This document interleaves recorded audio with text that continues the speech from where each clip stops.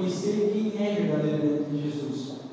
E assim como você é que essa pessoa que eu amava, estava cuidando dele, mas pelo desespero que ele padecesse, pelo desespero que ele morresse, ela acabou saindo correndo e ele acabou machucando. Amados, tenho para dizer para vocês que algumas vezes as pessoas que amam vocês, algumas vezes as pessoas que buscam o melhor para vocês, algumas vezes as pessoas que esperam o melhor para vocês, elas podem acabar nos prejudicando, elas podem acabar nos machucando. E com isso, eu tenho que dizer sobre as doutrinas que nós aprendemos, sobre as coisas que nós aprendemos nas igrejas, as coisas que nos foram ensinadas. As pessoas, no intuito de nos amar, de nos proteger, elas acabam nos ferindo e nos machucando. E o que o Espírito Santo tem me ensinado na minha vida é isso.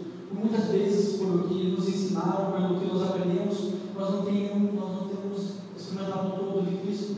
Por algumas doutrinas que nos ensinaram, por alguns sofismas que foram nos entregues, por pessoas que nos amavam, isso nos impediu de nós conhecermos a Cristo, isso nos impediu de nós avançarmos na nossa vida. Ultimamente, eu também estava pensando sobre o Espírito Santo, sobre Deus, sobre a divindade, a forma que Deus é apresentada, e o Espírito Santo Deus me levou em Gênesis 1:1. Eu falei, o que tem em Gênesis 1:1? Lá está escrito, e disse Deus que haja luz, e houve-se luz. Eu falei, glória a Deus, ali foi a primeira luz que existiu. Essa luz foi a luz do sol? Não, peraí. Eu fui ver no capítulo que Deus, no capítulo, versículo 14, que Deus fala que Deus criou o sol no quarto dia. Eu falei, meu Deus, o que é isso? Que luz é essa no primeiro dia? Sendo que Deus criou o sol no quarto dia, eu pensei, Jesus amado, eu não sei o que é Gênesis 1:1, eu quero entender o Espírito Santo, da forma que ele age. Eu não entendo nem o começo da Bíblia, eu quero entender o Deus Todo-Poderoso, o que ele está fazendo na minha vida e como ele age na terra. E depois eu descobri qual era o nome de Eva antes da queda. Eva tinha um outro nome que não era Eva, né? Recebeu o nome de Eva depois da queda. Eu falei, tantas coisas básicas de Gênesis 1:1 que nós não entendemos, nós queremos entender como que funciona a mente de Cristo, como funciona a mente de Deus Todo-Poderoso. Amados, isso me fez pensar muito bem no que eu tenho que aprender, no que caminho eu tenho que seguir.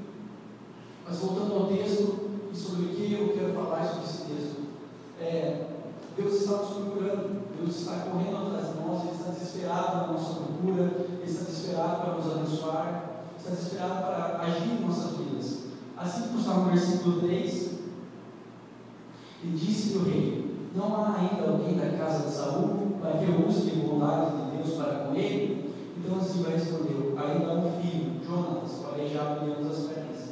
Amados, você pode estar pensando que Deus esqueceu de você. Você pode estar pensando que Deus não lembra de você, que Deus não está vendo as suas dificuldades, Deus não está vendo a sua dor, que Deus não enxerga o seu passado, que Deus não tem ideia do que está acontecendo com a sua família. Alguns familiares, seus filhos estão nas drogas, seus filhos estão perdidos, você pode olhar para eles, não tem mais jeito, não tem mais chance. Assim como o Mefibosete, quando o Davi foi buscar ele, ele pensou, vai me matar. Toda a minha família está morta, eu estou sozinho, eu estou perdido. O rei me chama, se ele me chama porque ele sabe que eu pertenço à linhagem de Saul, então provavelmente vai me destruir. Mas não, Davi procurou ele para ter bondade com ele. Muitas vezes Deus nos procura e nós tememos a Deus, nós temos medo de Deus. Por que nós temos medo de Deus? Porque nós não sabemos o que nós somos, nós não sabemos a autoridade que nos dada, nós não sabemos o sacerdócio que nós exercemos.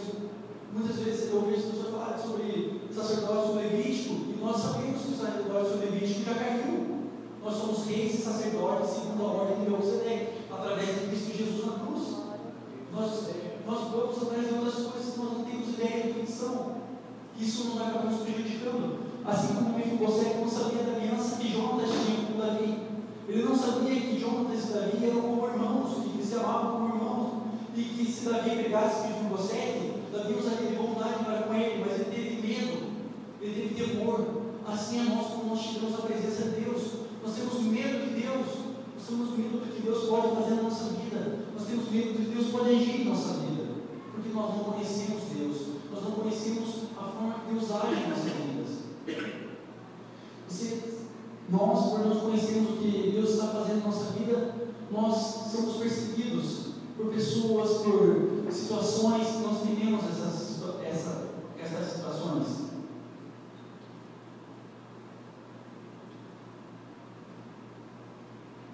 Muitas vezes Muitas vezes nós somos perseguidos no trabalho, muitas vezes nós somos perseguidos na igreja, na escola, há tantas perseguições, há tantas coisas passando por nossa vida, e nós temos medo, nós pensamos que Deus não se lembra de nós pensamos que Deus não está nem aí para nós. Amados, eu tenho uma história para contar para vocês. Deus sabe onde você está, Deus sabe o que você está passando. Assim como o Mefibosete estava escondido em Lodebar significa sem pastos, não há pastos.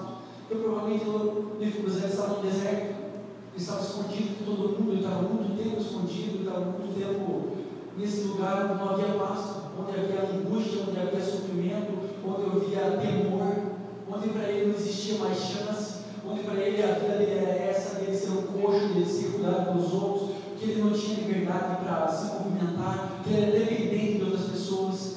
Para Mefibosete não existia um futuro melhor, para Mefibosete não existia um algo melhor, um algo por vir. Para ele a vida dele seria apenas aquilo para cima.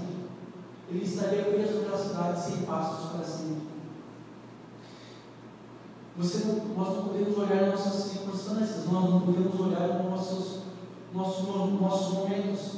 Nós às vezes apenas olhamos aqui e agora, no momento de agora, mas esquecemos de olhar lá para frente. Eu tenho uma história para contar para vocês, que é a história da minha vida. Meu pai já resumiu ela aqui antes de entrar, mas eu queria dizer para vocês que eu olhava para minhas circunstâncias, assim como o Mefibosete olhava para a minha situação. Eu pensava, eu vi meu pai ser assassinado do lado da minha casa, eu enterrei a minha mãe, eu fui abandonado por todos os meus irmãos, eu fui abandonado por toda a minha família, escolheram a dedo, eu quero esse do meio eu não quero, você tem um jeito, essa era a minha vida. Eu pergunto para vocês, que destino a um jovem assim? Que destino a um garoto de rua que come lixo, que mora debaixo de uma árvore, que se come um papelão? Qual é o destino de vocês? Qual é o meu destino? Assim como Mefibosete, eu também poderia me olhar, eu sou coxo, eu não ando, eu dependo das outras pessoas que estão me perseguindo, eu posso morrer. É isso que o Espírito Santo de Deus quer falar para vocês. Não importa a circunstância que vocês estão vivendo, não importa o que vocês estão passando, Jesus, Deus é maior do que tudo isso. Amém. Vocês não podem falar para o problema de vocês, vocês não podem falar para Deus o tamanho do seu problema, mas sim para o problema o tamanho do seu Deus.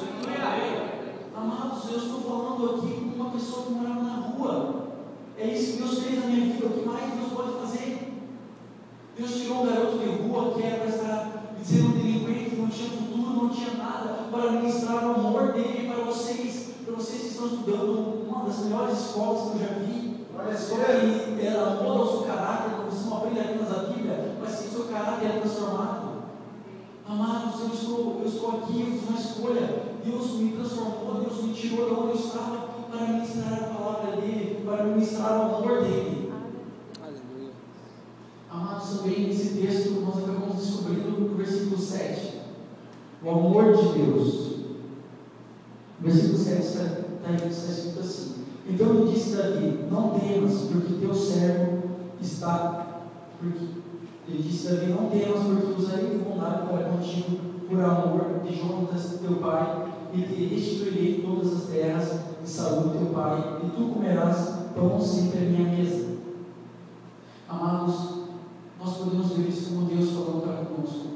Não temas, por amor do meu filho Jesus, o qual morreu na cruz, eu vou te sarar, eu vou te curar. Em Isaías 53 está escrito: certamente ele levou sobre si todas as nossas dores, todas as nossas enfermidades.